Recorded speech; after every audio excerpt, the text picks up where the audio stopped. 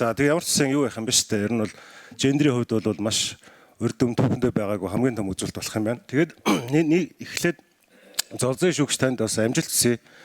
Одоо яг та бас зурагтаа гарч байгаа. Тэгээд юу гэж хэлэх гээд байна гэхээр энэ Монголын иргэд бол энэ шүүхийн системийн шударга гарсны талбар дээр айгүйх одоо гомдолтой байдаг, маш ихтгэл алдарсан байдаг аа. Тэгэхээр мэдээж Англи Саксоны шүүхийн тогтолцоотой орнуудад шүүгчд нь бол маш их тийм одоо олон нийтэд нээлттэй ил тод энэ шударга гарсны талаар одоо уриалж байдаг те. Сүүлийн жилүүдэд Ром Германы системтэй орнууд ч гэсэн шүүгчд нь бас маш их одоо ингээд дээд шүүгэн шүүгчд нь бас энэ манлайлах талбар дээр олон нийтэд энэ одоо шударга гарсны үн цэнийг ойлгуулах талбар дээр бас их ажилтдаг болсон. 2021 оноос эхлээд одоо 3 жилийн турш нэгдсэн үндэсний байгууллагаас олон улсын эмэгтэй шүүгч болон эмэгтэй шүүхийн салбарт ажиллаж байгаа эмэгтэйчүүдийн өдөр гээд өдөртөө болсон байгаа. 3 дугаар сарын 10 жил болгоны 3 дугаар сарын 10 бол эмэгтэй шүүгчдийн өдөр байгаа. Хоёр гишүүнэ.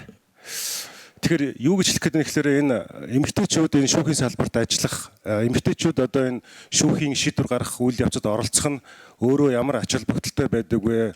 Тэр тусмаа нийгэмд ямар одоо үнцэнд авчирдаг вэ гэдэг дээр хид хідэн нийтлэлүүд тэр одоо зүйлээр одоо 3 дугаар сарын 10-ны үед бас гарч ирсэн. Тэгэхээр энд бол дандаа олон улсын одоо хөгжилтэй орнуудын хөгжил өндөртэй орнуудын л түүхүүд яваад байдаг. Монгол бол энд бол сургачгүй байдаг. Тийм учраас бол юу гэж хэлэх гээд байна гэхээр энэ шүүхийн салбар дах эмэгтэйчүүдийн манлайлал тэгээд дээрэс нь шударга гарсыг хамгаалах, сахих үйл ажиллагаанд энэ шүүхийн нэр хүндийг, шүүгчийн нэр хүндийг, ялангуяа эмэгтэй шүүгчдийнхээ нэр хүндийг өндөр төргөж яваарай гэдэг үг хэлээ.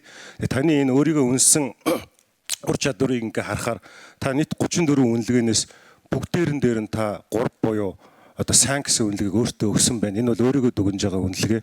Тэгээ эндээ бол ихтгэл үнэмшилтэй байгаарай. Энэ бол амар том зориг шүү. 1 2 3 гэсэн үнэлгээнээс та бүх үнэлгээгээ дандаа дүүргэж хамгийн сайн дээр нь өгсөн байна. Тэгэхээр энэ одоо ихтгэлтэй байгаарай гэж хэлмээр байна. Тэгэд нэгэн асуулт маш товчхон хариулт асуучих. Хүмүүс шударга гарсыг янз бүрээр хэлдэг. Та одоо дэд шүүхэн шүүгч болох гэж байгаа хүн маш товчхондоо шударга гарс гэж юу вэ?